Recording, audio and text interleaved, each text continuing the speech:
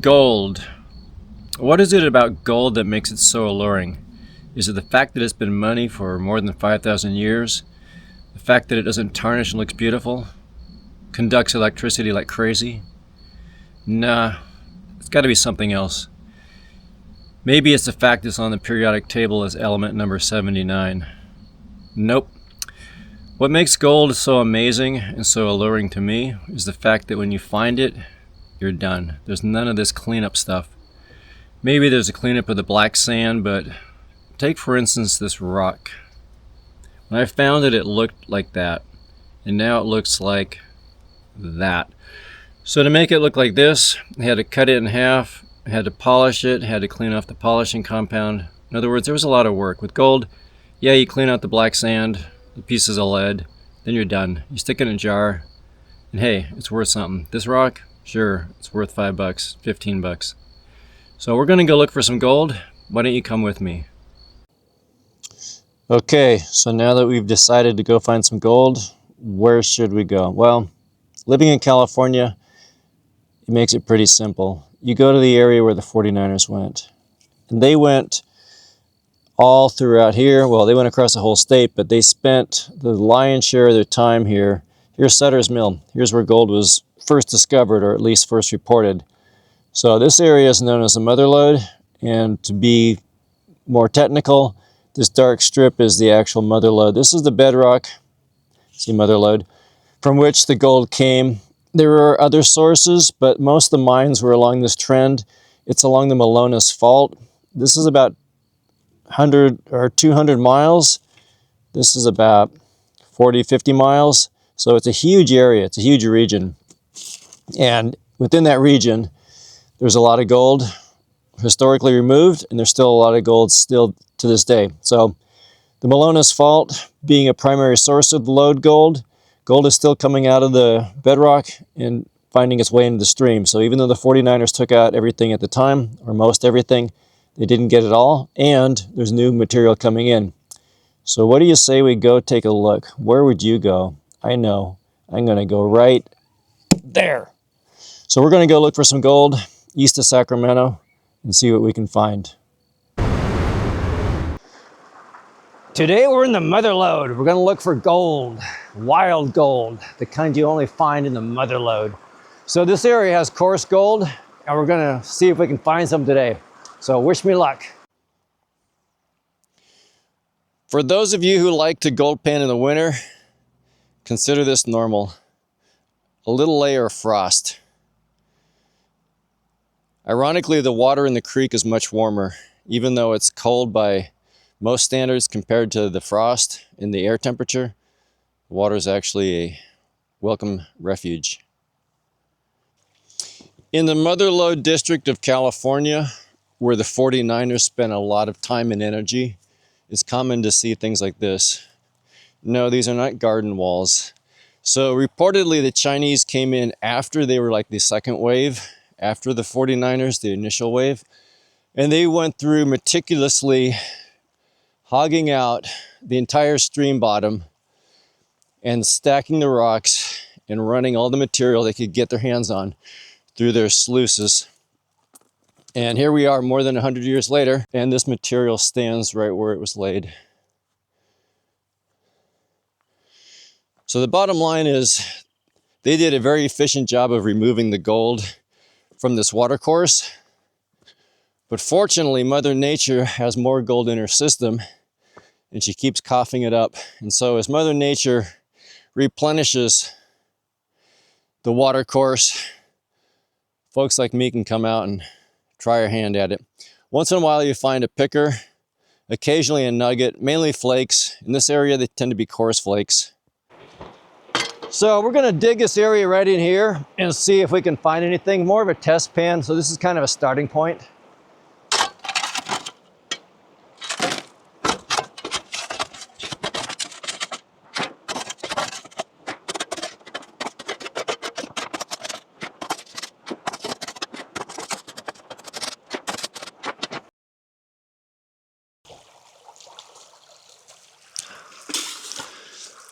One of my favorite activities, feeding this sluice. I know what you're thinking. Where's the rest of it? Well, at this particular place, the gold is really coarse, and it has a hard time even getting onto the V-mat sometimes.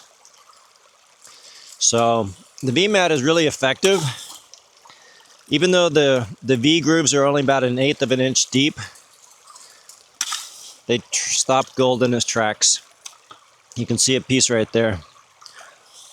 You notice it's in the top, the top V. It didn't even make it down past that. So the trick to this is you got to keep the water flow pretty modest. You can see the water depth is maybe 1/4 inch. So if it's overly steep and the water's overly deep, yes, you'll lose gold like crazy. But when you're gentle with it, you will capture it and you will see it in real time. And I can tell you, seeing gold in real time is A, exciting, B, it tells you that you're in a spot that matters.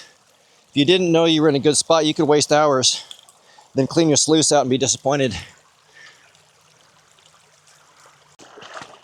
So when you're working in a small creek, sometimes the easiest way to retrieve the gravel for panning is to suck it out. Because when you use a shovel, you end up moving all the big rocks. It's a lot of work. You have to do a lot more work with the screen or the classifier. This is pretty efficient. So you just suck off the bottom, and you can kind of scrape it up with this too.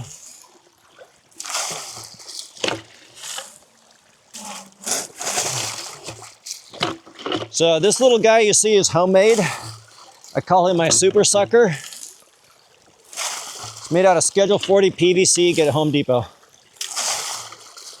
So as you can see, a lot of the gold mining techniques boil down to preference, budget, and what works. And I'll tell you that this little super sucker is worth its weight in gold. I have pulled up so much gold from places you would never get with a shovel using this. In a fast running creek, a shovel just doesn't work. As you pull the shovel up, the stream strips everything off the shovel. This retains everything and allows you to capture what you couldn't otherwise get.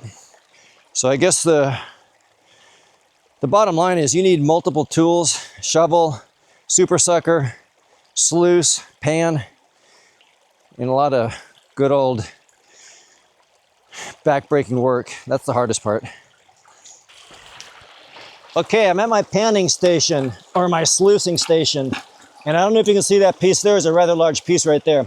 So what I'm doing is using the head flare from the Keen sluice. I don't know which one, the A200. So it's their large 4-foot long sluice. This is only the head flare. In other words, the very first component of a long chain of sluice grates and riffles. So you'll not see this on other YouTube videos for gold panning. No one does this, and it's super efficient. So stick with me and let's see what we can find. So you might argue that I'm losing gold, and I'll agree with you. I am, but what I'm losing is flour gold, but not even all the flour gold. I do find quite a bit of flour gold on the clean out. And as you'll see, the clean out takes all of about 22 seconds. There's no time involved. With a regular sluice, you've got to break it down, clean it out, reassemble it. With this, you flush it out into a pan and you put it back in the creek and keep going. So the efficiency factor here is unsurpassed. And so you can argue I'm losing flour gold, and I won't disagree with you, but I don't want flour gold. I want big gold. And that one there is a picker. And it's hard to see from your angle there, but when I get to the pan, you'll see what we got here. So you can see that you don't want a huge amount of water flow because you don't want the sand to be ripped off too quickly. And you can roll nuggets. I have done that. So I will admit that without a downstream chain, you can lose nuggets. So there is no free lunch when it comes to gold. It's a question of efficiency, ease, and preference. And I'll tell you, I've been doing this for years. And on a good weekend, you can get 2, 3, 4 grams using this method. Now you have to go to a place where the gold is somewhat coarse, like the Kern River where it's only flour gold.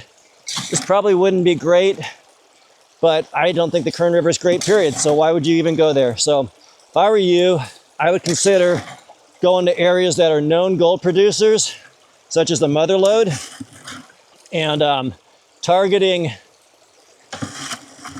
creeks that have a history of producing gold. The odds are they're still shedding gold, meaning there's still gold coming. There's some more gold.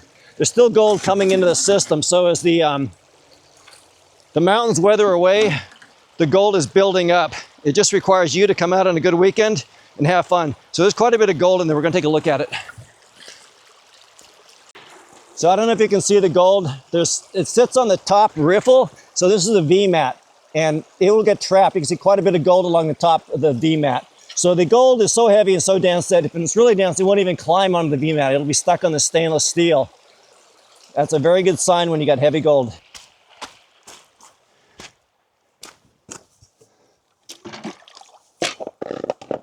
Okay, so this is the clean out station. All it takes is a pan, a bucket of water, and your gold. So now we're just gonna wash it into the pan. Now sometimes the gold won't even wash off the mat. It'll just stick to the mat and you have to flush it several times. Okay, so there we're done. So the clean out is over and now we can inspect the hull. So another thing that I do differently is, you see these ribs? I don't use those. They just get in the way. Once you've gotten comfortable panning, you can find the old timers didn't have any ribs. Their pans are smooth and those pans are effective. The old timers, as you know, they were 49ers and they did quite well. So the point is that modern technology has improved things, but a lot of it is skill and preference again. So now we're going to get rid of some of the black sand. And there it is, it's poking out. You can see it there. So when you're looking for areas that are rich, a rule of thumb, or I guess one of my truisms is, if there's gold there, it'll show up right away. You'll find it in the first pan. If you don't find it in the first 2 or 3 pans, move on. If it's there, it's not where you're looking, meaning it's deeper, or it's to the right, or it's to the left. And in other words, you're in the wrong spot. So when it's plentiful, it'll show up immediately. And then the only question is, how long does that streak last and how good does it get? And sometimes you'll find the first pan's the best. I hate that. That's beginner's luck. It's common in sports. It's common in gold panning. But in a good area, it'll start good and keep going good, usually until you run out of energy. Sometimes you'll tap the area out, but generally a good area will outlast you or outlast your time allotment. So after each sluice run, the concentrate is dumped into this pan. This represents about a half day. A lot of the black sand is covering the gold. We might be talking 1/3 to a ½ gram. We won't know till we weigh it, but bottom line is it's pretty good. Pieces are medium to small, no pickers really, some decent flakes, but overall it's consistent. This is the kind of gold that makes the outing rewarding.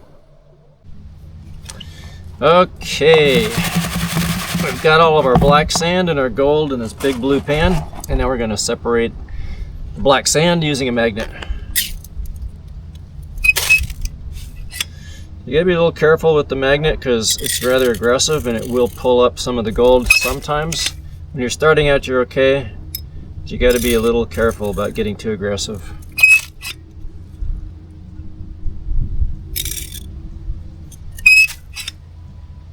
So some of the black sand is not magnetic. Most of it is ferrous or iron. Some of it probably has more magnesium in it or manganese. And then there's always little rocks that aren't magnetic. So there's more to it than just using a magnet to concentrate your concentrate.